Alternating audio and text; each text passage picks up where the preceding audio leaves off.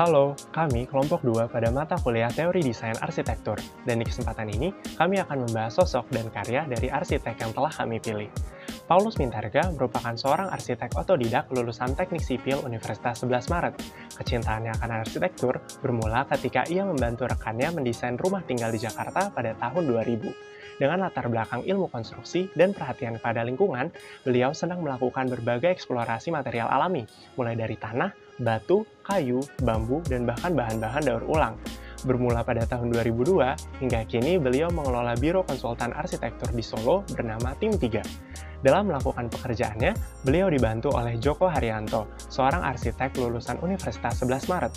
Pernah bekerja di HPL Arsitek dan sempat dididik oleh mendiang Ahmad Juhara, beliau kini diamanahkan sebagai kepala studio di Tim 3. Ia bertanggung jawab dalam setiap proyek, mulai dari tahap perencanaan hingga pemantauan pengerjaan. Rumah Turi merupakan salah satu karya pertama Paulus Mintarga dan dikategorikan sebagai karya arsitektur hijau. Mengapa demikian? Penginapan yang berlokasi di tengah kota Solo ini memanfaatkan material bekas seperti kayu bongkaran bangunan untuk furniturnya, baja bekas, bahkan serbuk bata merah untuk mewarnai dinding. Alasannya bukan hanya tentang arsitektur hijau, tapi untuk mengoptimalkan potensi lokalitas sekitar secara maksimal. Selain itu, Rumah Turi juga memiliki teknologi hemat energi pada bangunannya, lewat banyaknya vegetasi untuk mendinginkan suasana, serta mendaur ulang limbah air secara alami menggunakan akar wangi menjadi air hujan buatan untuk mengairi tumbuhan. Pengunjung serasa memasuki dunia lain di tengah kota Solo yang panas. Lantas, pemanfaatan bukaan di seluruh ruang serta penggunaan panel surya juga membuat penginapan ini jauh lebih hemat listrik. Tak heran, Rumah Turi telah memenangkan penghargaan The Best Tropical Building pada ASEAN Energy Award 2012. Rempah Rumah Karya merupakan karya lain dari Pak Paulus Mintarga yang dulunya sebuah gudang lalu ditransformasikan menjadi sebuah workshop ternama yang menggunakan material-material sisa pada gudang tersebut. Pak Paulus memiliki visi di mana semangat gotong royong menjadi sumber inspirasi, inovasi, dan kreativitas. Istilah rempah berasal dari kata remah dan sampah karena 90% dari materialnya menggunakan material sisa seperti kayu, baja, dan bata. Secara umum, bangunan ini dilapisi oleh kayu yang berlubang, lalu atapnya dilapisi oleh keanyaman bambu dan lapisan-lapisan lainnya yang ditopang dengan struktur baja IWF sisa. Hal tersebut memudahkan udara untuk bersirkulasi dan cahaya udara mudah untuk masuk. Tidak hanya dari materialnya, lampu pada bangunan ini menggunakan lampu LED sehingga hemat energi.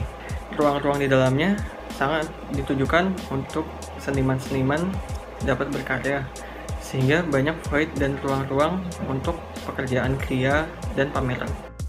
Rumah Atsir Indonesia merupakan salah satu destinasi wisata yang terletak di kota Plumbon, Jawa Tengah. Tempat wisata ini menawarkan berbagai kegiatan edukasi berbasis tanaman atsiri. Site ini dulu merupakan tempat pabrik citronella yang selesai dibangun pada tahun 1963. Dalam proyek Rumah Atsir Indonesia, Pak Paulus berperan sebagai konseptor utama serta owner, sedangkan tim arsiteknya tersusun atas tim 3 dan studio kita. Rumah Atsir Indonesia ini dirancang dengan konsep juxtaposition atau penjajaran. Maksudnya adalah dengan adanya penjajaran antara bangunan lama dan bangunan baru dalam area yang sama. Hal ini diwujudkan dengan menggunakan material dan bentuk bangunan yang berbeda antara bangunan yang lama dan yang baru, namun tetap dirancang dengan harmonis.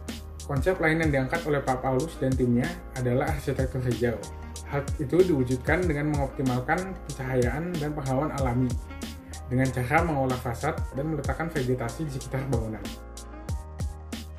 Banyak penikmat karya Tim 3, termasuk kami, awalnya berasumsi bahwa setiap pemikiran desain awal dalam merancang bangunan ialah menghasilkan karya-karya yang green. Namun, Pak Joko Haryanto menolak asumsi tersebut, di mana menurutnya yang dititik beratkan dalam setiap perancangan ialah memastikan setiap aspek dalam sebuah bangunan mencapai titik optimal. Mendengarkan material berbicara merupakan salah satu perwujudan dari optimalisasi material. Tim 3 percaya bahwa material memiliki logika, sifat, dan karakternya sendiri. Paulus Mintarga juga memiliki gagasan bahwa arsitektur tidak hanya berbicara tentang material, melainkan komoditas karya dengan muatan kebersamaan, gotong royong, ketekunan, dan kesabaran terhadap lingkungan, sehingga craftsmanship dalam setiap karya arsitektur perlu dihargai. Hal ini berhubungan dengan melibatkan para pekerja atau tukang, dengan mengkomunikasikan ide awal dan logika desain dalam proses pembangunan. Kekhasan tim 3 ada pada eksplorasi desain, sehingga dapat menghasilkan kebaruan pada setiap proyek yang dikerjakan. Sementara itu, Pak Paulus sendiri memiliki 10 poin prinsip utama dalam merancang bangunan, seperti yang ditampilkan pada slide. Poin-poin tersebut muncul dari pengalamannya dalam mengerjakan berbagai proyek. Tidak hanya proyeknya sendiri, namun juga proyek-proyek dari arsitek lain. Melihat karya-karyanya, Paulus Mintarga dan Djoko Haryanto memang tidak menghasilkan bentuk yang nyentrik. Namun, detail-detail teknologi bangunan serta pemilihan material merupakan keunggulannya. Hal tersebut dikonfirmasi oleh Djoko Haryanto. Menurut beliau, tim 3 lebih fokus kepada pendekatan desain dan bukan pada tampilan akhirnya. Ini adalah daftar pustaka yang kami gunakan dalam pembahasan kali ini.